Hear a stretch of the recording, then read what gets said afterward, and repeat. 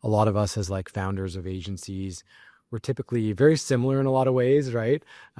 Typically like OCD in the way we do things and think we can do it the best and stuff. So sometimes it's, being able to move away from that a little bit and being able to trust someone else and know that to get to the point of scale, you need to be able to delegate things. Welcome to the Digital Agency Growth Podcast. I'm your host, Dan Englander. Of SEO Plus, which is a marketing agency he established in 2012, back in the old days, beginning his entrepreneurial journey at just 14 years old with his first web hosting company. Brock has since built a remarkable career spanning over 15 years in digital and business leadership. Under his guidance, SEO Plus has grown from a startup to an industry leader with more than 50 digital marketing agency specialists serving clients across North America and globally from their Ottawa headquarters. Brock, great to have you on the show. Thanks for having me, Dan. Yeah. So it's really tough for me to avoid kind of these origin stories and where agencies are coming from. So I'd love it can you go back a little bit, like when you founded this agency in 2012, how did it come about and how did you get started? Yeah, I mean, for me, I've always kind of been into like marketing, web design. I started off when I was 14, like you mentioned, kind of in tech class, learning HTML. And eventually kind of just started doing freelancing on my own, just helping, family and friends, and kind of grew up from there through my network. And eventually I partnered up with my current partner, Eddie. So we had worked together like at a local IT company. He was very more experienced on the business side of things. I was kind of like the nerdy geek. So we kind of partnered up and, just kind of started from there. And what do you know, almost 14 years later, we're still grinding. Yeah. And one question that I'll ask a lot is like, you're now at 50 plus employees, whatever it is. How do you sort of see those stages of growth? Like I've seen, you see a lot of different opinions on this. Hey, from X to Y, it looks like this. From, A to B, it looks like that. How do you sort of see those phases over the last 14 years? Yeah, definitely. I mean, there's definitely different phases. I would say even for a lot of like agencies starting out, even just like that first employee, the first couple employees, I think is a big step, right? Being able to like move away from doing things yourself. I think a lot of us as like founders of agencies, we're typically very similar in a lot of ways, right? Typically like OCD in the way we do things and think we can do it the best and stuff. So sometimes it's, being able to move away from that a little bit and being able to trust someone else and know that to get to the point of scale, you need to be able to delegate things. So I think those first couple employees is a big step. Beyond that, I feel like between like the 10 to 15 range was a big one in terms of just our culture, where it got away from being like this kind of mom and pop family style of agency where you had to really start, creating processes and having managers within departments and things like that. And then I would even say the next step would have been like that 25 stage where it's, you're not necessarily interacting with the managers or the employees directly, where you're only interacting with those managers and then really having them, you're almost like delegating to the delegators, right? So, and now at this point, like I find like, and what I've heard from a lot of people is like 50 employees tend to be this resistance line. I don't know what it is about 50 employees where it's like breaking past that tends to be a challenge for a lot of businesses. So for us, it's really been trying to figure out what are the things we need to do to kind of take things to that 100 and beyond. Yeah, that makes sense. And kind of tied to that is, can you talk about the clients, the sorts of clients you're working with and maybe how that's changed over the 14 years? Yeah, we definitely have a wide range of clients. I mean, we've never like focused in on one industry or anything like that. So we've got enterprise level clients that we've kind of specialized in multi-location in the past few years. So we have clients that have 50, 100, 200 locations and managing that. But we still have mom and pops. We still have e-commerce stores. It's tough to say no to business when you're growing, right? Everyone says like niche down and, you can scale better and things like that. But, it's tough when you have someone coming and willing to pay and you can still do a good job for them. So it's both, a good and bad thing. But we've still got just a wide variety of clients across the board. Yeah, that makes sense. I mean, I think specialization works really well, or it's kind of like, in my opinion, the only option outwardly, if you're making marketing sales campaigns. But if stuff's coming to you, you can decide how long you want to hold on to that, right? And I think that sometimes that's the last thing to go, is like on the back of house specialization can have more leeway than the front of house, if that makes sense. Yeah. And I mean, for us, it's been, as we've grown, a lot of the clients have grown with us. They've kind of increased their retainers And naturally, it was like, as the business does better, you can say no to some of that, maybe smaller business, and just naturally you kind of evolve in a sense where your processes are just too bloated for maybe some of those smaller clients, right? So that becomes something where it kind of naturally happens in a sense too. Makes sense. So with that, you talked about these kind of phases, whether it's 10, 15, up to 50 employees where you have multiple layers of delegation or approval. Can you talk about like what that's meant on the new business side? Like how has that evolved from just the two of you to where you're at now in terms of process and who's doing what? Yeah, definitely. So, I mean, we have an account manager type system. It's a little bit of a hybrid approach in terms of kind of new business where if we get leads kind of, let's say through a website or through an event, we kind of pass that off to the AMs. They'll kind of work through the discovery, go through that process. They'll actually sign the client and then they'll work with them on an ongoing basis. So then they kind of like build their own book of business that way, which again, there's pros to that where you can have, some less employees, but there's also challenges where sometimes they get kind of, again, you spend maybe either too much time on the AM side and then not enough time on the sales or prospecting side and then vice versa, right? So that's a challenge in itself. But currently we have 4 full-time account managers. We have a partner manager as well. And that's kind of what we've been running off right now. And what's interesting, we brought in a sales manager about, I believe it was 2 or 3 years ago. And we ended up actually moving away from that. And now me and my partner have just been kind of meeting with the AMs. They've all been here for like 10 years, right? So they don't need a lot of like hand holding. It's more so just check-ins and kind of providing that support. But obviously that's not like scalable long-term. So we just kind of figure that out too. Yeah, it's funny because that was essentially my role when I like in a previous life when I was in an agency selling creative services to big companies and stuff, was that kind of like hybrid sales AMs role. And I would find that like there would just be kind of different seasons of focus. Like I'd have, a few weeks focusing more on new business and then more on back of house after that. But eventually, like, this is my experience. I found that like the commission structure made it so that I actually, and also getting training, like took more ownership over being in sales. And then the role kind of like naturally evolved into more of a sales role and away from AM. But I've also seen it, I don't know with you guys, but with a lot of our clients, like go the other way where it's like, sales is hard. I don't really want to do this. There's this other thing I need to deal with over here with the client. So I'll go handle that. So I'd love to kind of pass that back to you. I guess, like, how have you guys gone about dealing with some of those challenges, and what do you like so far about the AM hybrid role, if that makes sense? Yeah, I think a good thing about it is that, one of our first account managers, actually our first account manager, Derek, he's been with us, almost 11 years now. And he was working with a larger kind of paid ads firm. They were pretty large. They were like on the stock exchange and in the US. So for us at the time, it was huge. We were like this little mom and pop, and he came over here.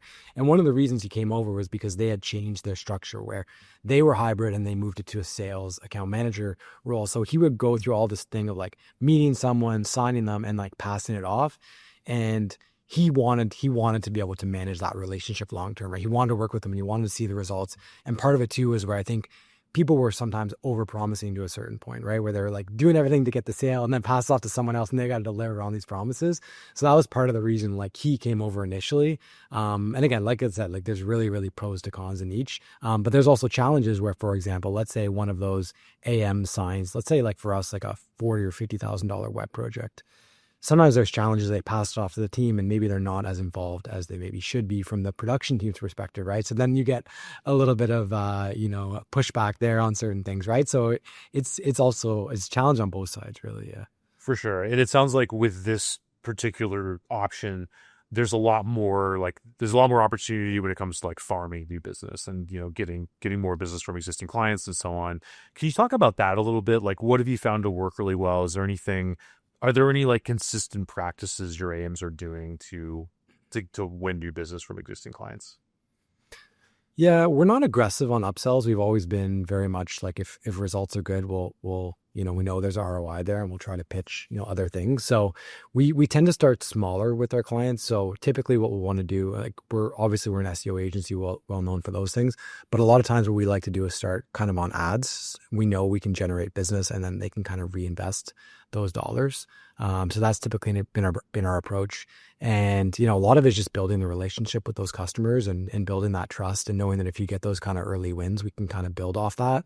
So there was even an account we have, it's it's quite a large account. They have like an e-commerce product here in Canada, and we've been running all of their marketing within Canada. But we're working with one of their VCMO out of the States, and even like last year, like transparently, they were kind of on the rocks. Weren't sure if it wasn't going to work out. Like their reporting wasn't matching up to ours, and we had to really work with them to get to a good place. And then just a couple months ago, they brought over all their U.S. business, which is like multiples of what the Canadian business was, right? So that's kind of been our approach, is just building a really good relationship, getting them results, being transparent, and we find that helps without trying to be overly cheesy or overly salesy, right?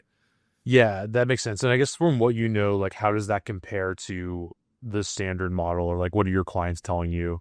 Because it seems like it's working, so I'd love to kind of understand like the differences from what you typically see with other agencies. I mean, in terms of standard model, what do you mean? Where like they have like structured upsell processes or that kind of thing? That, or just the sort of status quo account management that you're typically seeing from your happy clients and so on.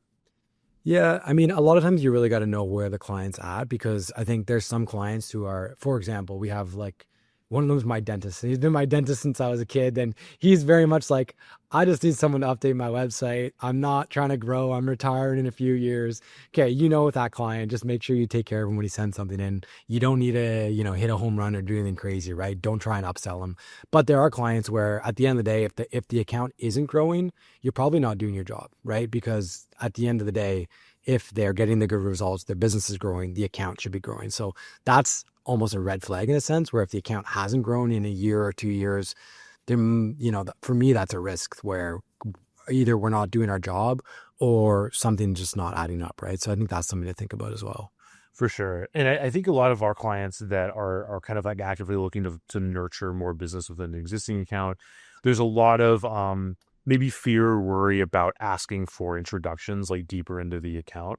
And even when the clients are happy, and sometimes there isn't, an established process for doing that. So I'd love to hear your thoughts on it. Is there anything you guys are doing to kind of go deeper into an account? Usually it's a bigger account in this situation. Yeah, I mean, that's a great question. I don't really know, again, because I haven't been in the day-to-day as much on those calls. But I do know, like, we talked about this a little bit earlier, but just like in terms of like the partnerships things, and like I mean, we hired a partnership manager last year, and it's been about a year and a half now. We've been trying to build that as a channel. And I know that even like with some of our partners, sometimes we have complementary services, sometimes we have competing services, but we try to keep it. For example, if one of our partners does paid ads and they're pitching us for a different service, we're not going to like try and sell the service that they're doing or delivering for that client. But something that you do see is there's, for example, you look at it and you're like, there's so much budget, like there's this pie, and each want to have a slice of the pie, but they know it's like, well, if you're taking a slice of the pie, it's a little less pie for them, right? So that's been something too, where it's a bit of a challenge trying to figure out, again, the client only has so much money for marketing, and if you're taking a piece and they're taking a piece, that can create problems as well. So some partners are hesitant to refer just based on that alone, right? For sure. I'm glad you brought up the partnerships angle, because that's really timely for us, because that's like the thing where we're working through with clients to like find partners, get referrals to partners, make that a bigger part of the new business equation. Can you talk about that a little bit? Like can you talk about how you're finding partners and how you're kind of starting those relationships, maybe beginning there? Yeah. So when we brought in our partner manager, we knew this is someone who's very outgoing, can attend events, good communicator, things like that. We had a bit of a base where we had done some kind of informal partnerships over the years. So it was really about kind of solidifying that, building. So initially we just kind of like built a list. So we had about 20 or 30 partners initially, from our existing partnerships and CRM and things like that. So we kind of built that out, and then we started formalizing things. So creating like an agreement. A big thing is like making sure the terms are clear with partners so they understand. What we do is we do like the initial contract term. So it'll be like, you'll get X% of the first, 12 months. Some partners who are going to refer more business or we really want to work with, they might ask for better terms, or they might say, I want it in perpetuity, or I want more percentage, or whatever that is. So really figuring that out, which partners can kind of get those deals. And then doing like these partner connect events. So like we'll do like a quarterly event where we'll invite them, to our office. We'll do a little lunch and learn, share some of our internal processes or things we're working on, things like that. And just again, like nurturing those partners in a sense. We're also doing like a monthly partner email newsletter where we're sharing opportunities. Like, so we even did things where our partners could publish content to our blog, or we could feature them as a speaker at one of our meetups, right? So just trying to build it that way and just kind of continue building that network of partners. And now I believe I think we have like 80 active partners, which has been pretty good, and just trying to continue building on that. So Yeah, I definitely have some questions there. I guess the first is like, just so we can kind of wrap our heads around this, if you don't mind sharing, like what percentage of the new business pie do partnerships represent for you guys to be? Maybe give it 10%, 10 to 15 max. Okay, got it. And what's the rest of it, just to kind of understand it better? Primarily web like leads, right? So we're doing obviously like paid ad campaigns on Meta, Google Ads. We do a lot of community events, right? So either sponsorships, speaking engagements, networking events, things of that sort, which generate quite a bit. Yeah. Obviously our organic presence is pretty good. We generate a lot of business that way. Referrals, both from partners, but also even client referrals as well, tend to do pretty well. So those are the main, and then we also do it like outbound through like Apollo, like outbound emails. So all our AMs will do different series of emails as well. So those are the main components. Cool. I appreciate you opening up about that. I guess like with that, is there one of those channels just that you guys are kind of doubling down on or focusing on over the next however long year or more? I mean, events for the past year has been like, for example, if you like go back like a year and a half, we would maybe have like 1 or 2 events a month. We're doing like probably 3 to 5 a week now, right? So we've really been doing a lot more of that. We're doing the AI meetups monthly, which has been really good as well. We've been able to get we moved in a new office last month. It's got like a big space where we can basically host about 70 people, like 50 to 70 people comfortably. And we're getting like 70 people register for every event, right? So we're filling that house, which has been really good as well. Just kind of sharing like AI, it's AI focused, right? So like, we've talked about Geo last month, another was talking about AI myths or whatever. So that's been really good. And definitely like the Apollo stuff, like we've been actively doing a lot more of those, some more outbound emails, working together to kind of craft like what are those offers, like what works. Even so right now we've been doing this thing where like we found like in previous years around October, we tend to get some people like churning, right? So what we thought is, I think a lot of them were talking about like, our upcoming budgets or whatever. So we knew, okay, probably in like September, maybe mid to late September or early October, a lot of these companies, that's when they're talking about budget planning. They're planning their budgets. Like, let's get ahead of that. So we already started like in early September, sending out those emails where it's like, oh, thinking of planning your budget, like let's chat, we can, provide some pricing details, that kind of thing. So trying to just kind of like take that information of things we've seen and try to apply it to the new business as well. Yeah, I'm so glad you said that, because I think that, timing is everything. And when somebody says timing is everything, they assume that you're talking about the timing for buying a particular thing. But the reality is timing is everything, but it doesn't have to apply to making an actual buying decision. It's everything because it sort of shows that you're in somebody's world and that they can trust you, right? So if you know their timing, even if they're not ready to buy right now, it matters a lot, whether that's like the decisions they're making, or they're going to the big industry event that you know about, or you're going to, or like 100 other things, or hey, right now you're up against this particular thing because I know your space. That all makes a huge difference, and that all can happen in outbound. Let's see, there's a few different places we can go here. I guess one is like, let's keep nerding out on outbound since we're doing that all day. For clients, like, can you dig further into that? Like what have you seen come from the campaigns you're doing? What's worked, what hasn't worked, if you don't mind sharing?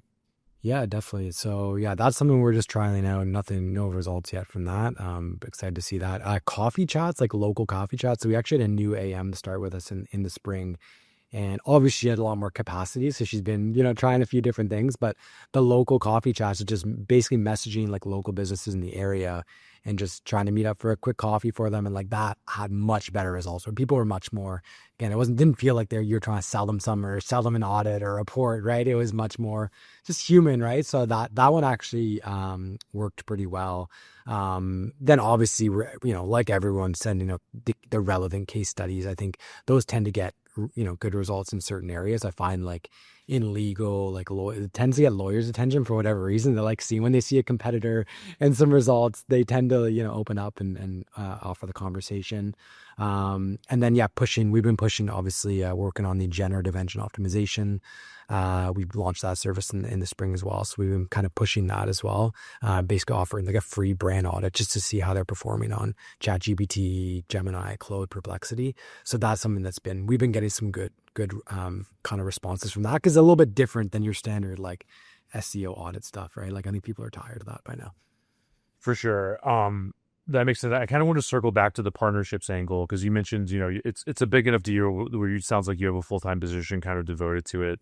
And you're talking about kind of negotiating these terms with different potential partners. You have 80 partners going right now.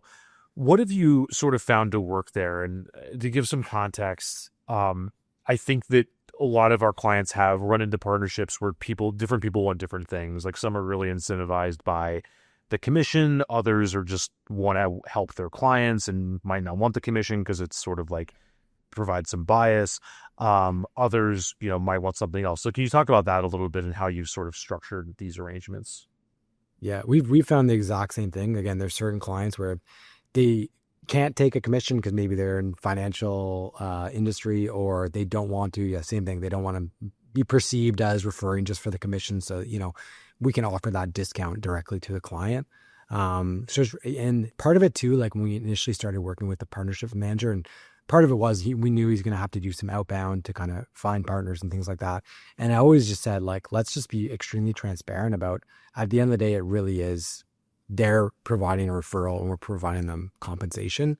Obviously there's, differences between different agencies, but we didn't want a situation because initially when we started reaching out, it was kind of like this open-ended email of like, oh, maybe there's some mutual opportunity. As like, I don't want to lead anyone on that we have like a ton of business we're going to be sending them, right? It's just like really very clear. Like if you have business and you want to monetize it, like we're here, right? Because a lot of times I think you try to build out these custom partnerships, you spend all this time and then it gets down to it and it's like, it doesn't really work. So we're just trying to keep it like as simple as possible. And I find that's just like, it's best for both the parties. There's no hard feelings. It's like, it's okay, but we don't want to waste each other's time. Whereas the people that do have that business and they want to refer it, it tends to work really well. So that's something that's just like, as much as possible, being really transparent about what it is versus trying to like lead people on just to have that conversation and see where it goes is not the direction we want to go. Makes sense. And it's almost like you kind of have like a product within a product, or like an ideal partner profile, in addition to the ideal client profile. Have you seen any signals for that? Like for the sort of companies that are caring about that commission and just like, yep, keep it clean, we'll give you commission. How's that sort of materializing? Yeah. So I find with like VCMOs tends to be the best engagement. Why? Because they are running the strategy for those clients. So it's very simple for them. If they're running the strategy, they're like, we're going to bring in seoplus tactically to help with these things. Maybe it's ad, maybe it's SEO. It's kind of areas that they don't actually execute on.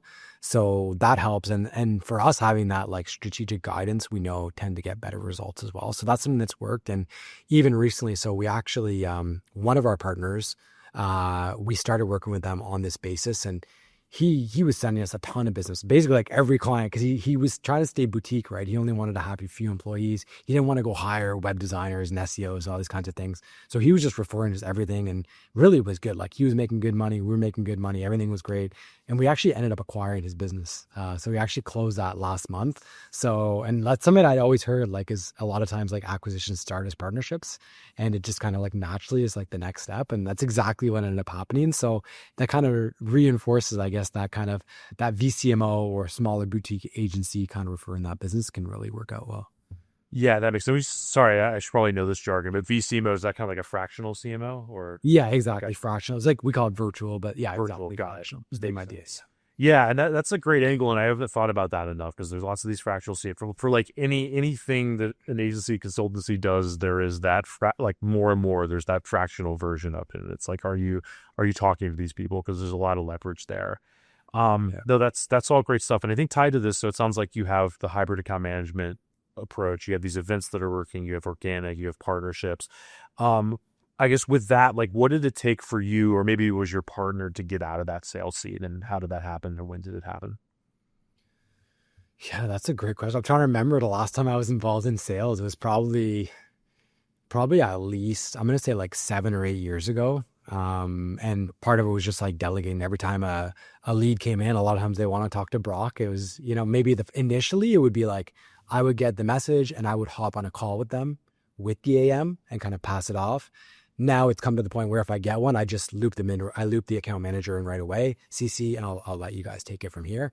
And I find like in the early stages when I did that, even before that, what I would do is I would hop on a call and I would take the call and then I would try to get the details and I would pass it off to an AM. But it would get, at times I was so busy where maybe I would take a few extra days or a week or I would forget or whatever. And like that probably costs us a lot of business. So I really like now it's just like I loop them in right away. They get on a call, they go through the process. I find it's really smooth right now. Yeah. Whereas in the early stages, it wasn't as smooth, but that was really on me and how I was kind of delivering it. Yeah, well, let's go further back in time though. I guess what I'm getting at is like what building blocks had to be in place for you or your partner to even like get out to begin with. So you might have to go back more than 7 years. Yeah. Okay, yeah, definitely. So I mean, my partner's never been involved kind of in the day-to-day or in sales. So I was in obviously doing all the sales initially. So I think probably I'm gonna like hiring our first account manager was kind of our first step. But even then I was still personally like managing. Obviously when you start, like you have your book of clients, like, and these are, especially early on, these are like relationship based clients, right? They like you, so it's like, sometimes you feel guilty. It's really hard to kind of pass those off. So I think it was first of all, having someone in place to be able to, take that on. The other piece is like, obviously having like Salesforce as a CRM, like, we didn't have Salesforce until we were like 2 years in business, right? And I found even that like when we finally got it and set it up, it maybe took a few months before we actually started like populating leads. But then when it did come to the point where like business started coming in, I believe it was like, I remember this February, it was maybe like 2014 or 2015. And we started ranking for #1 SEO in our city. And we got like, I think we had like 10 leads that month, which for us was huge. We signed like half of them, right? And just having that, like, again, having the structure, the process to be able to kind of like not lose track of all that information, all that client information. I think that really helped us in formalizing it.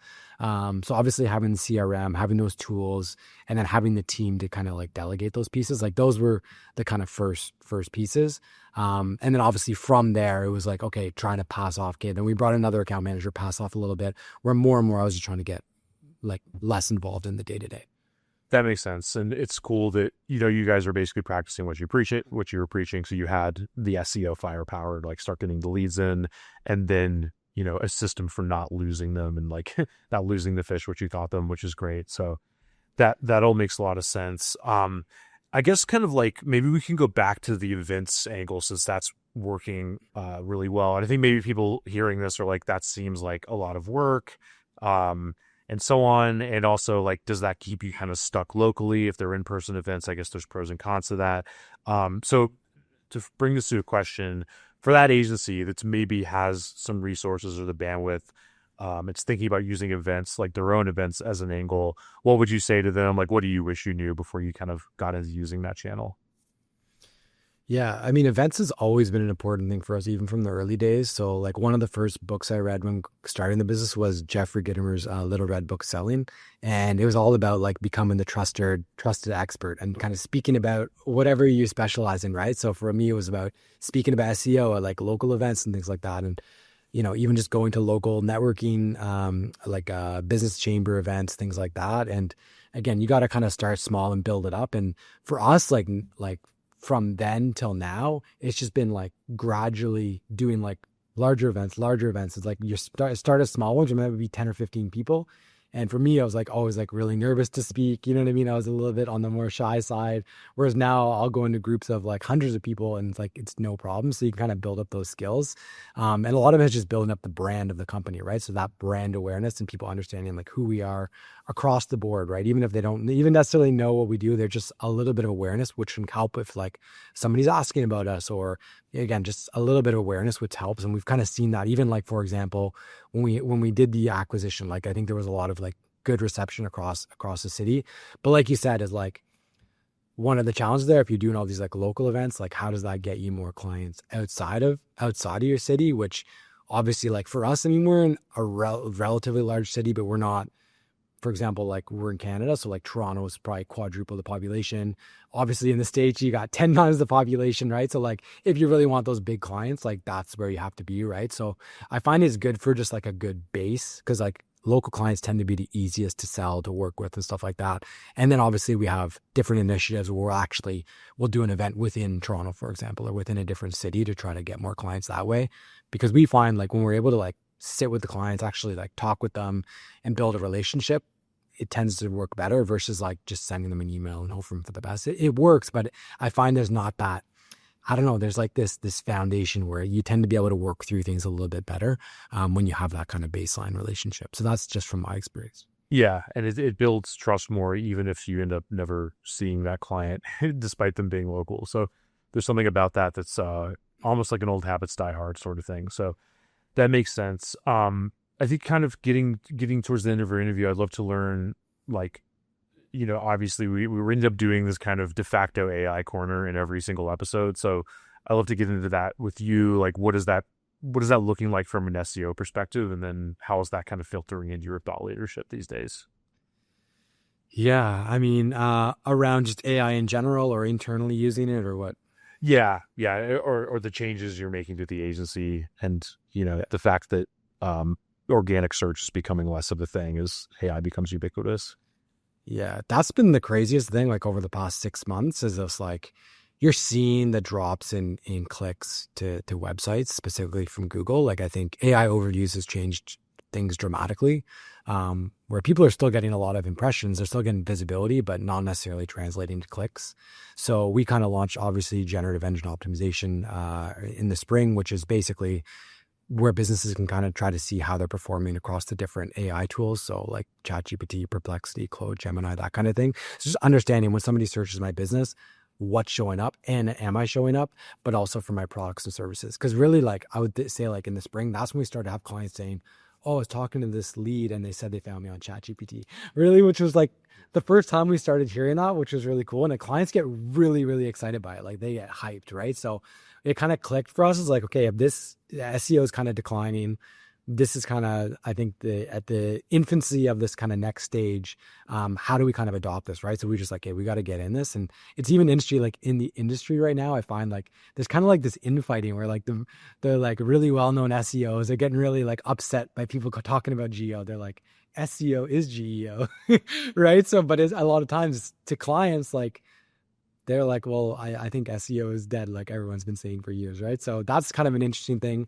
But also within like internally, within just using AI tools, like again, everyone in our team has a ChatGPT license. We got the business license. We've been building our own tools. Like we built our own custom digital PR platform using the OpenAI API. So it's like identifying like processes within the agency that we could kind of automate as much as possible. That thing's been working really well for us. In the paid ads front, we built a custom thing called Warden, which can basically identify anomalies within our paid ad campaign. So either like really high spend or low spend, or high impressions or low impressions, to just try to like pass off those like notifications to the team, so they're not like stuck digging through campaigns to trying to find those issues or opportunities. So we're like leverage as much as we can, and a lot of it's just like, first of all, giving the team the opportunity. Like if you want to try something, you have an idea, like let's look at it as a project and let's like help you build that out.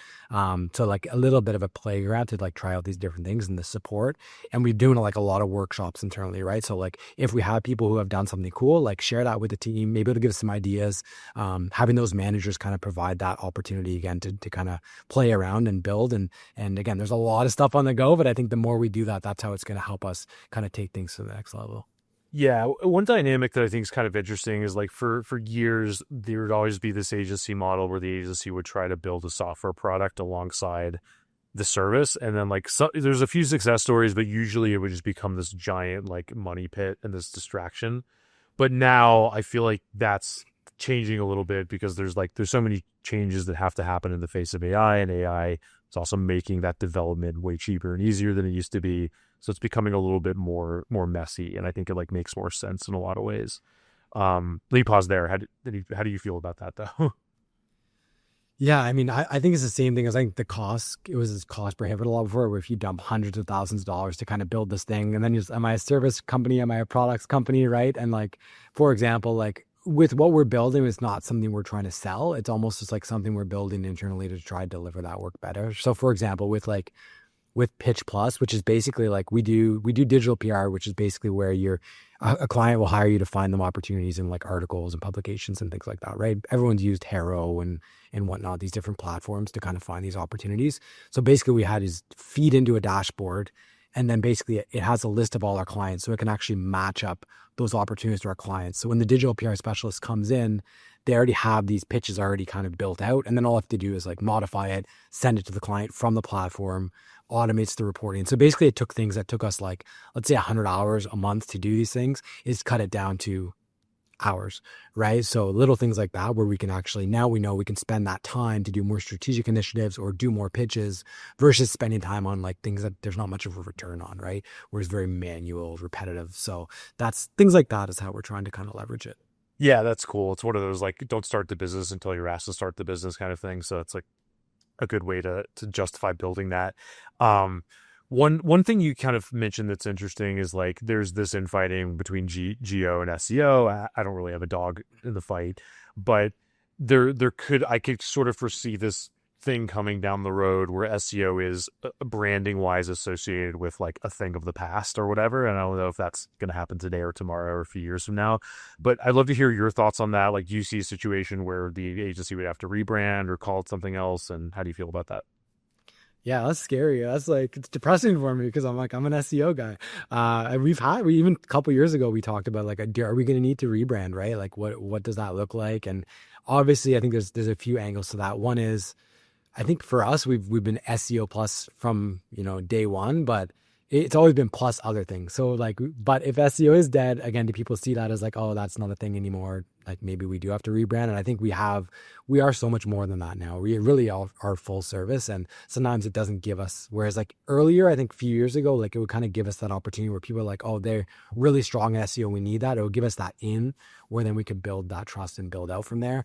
So that's a great question. Like, I don't know where it goes. We just have to monitor it. And if it really, really does become a thing where, for example, people aren't looking for it anymore, or again, it doesn't really match up to what they think we're doing, then that's something we're going to have to consider for sure. But it's not something I want to have to do because we were talking about earlier, is like the amount we've invested in our brand to get to the point where there's that recognition. As soon as you change that, it's almost like you're starting from scratch to a certain degree, right? So not something we want to have to do, but Yeah, it's definitely a big decision, but it's interesting to see where things are going to go. So, Brock, this has been so much fun, man. Where can people go to follow what you're up to and get in touch? yeah, definitely. You can reach me on LinkedIn, Brock Murray. I'm on X as well, but would love to connect. Awesome, man. Appreciate it. Thanks, Dad.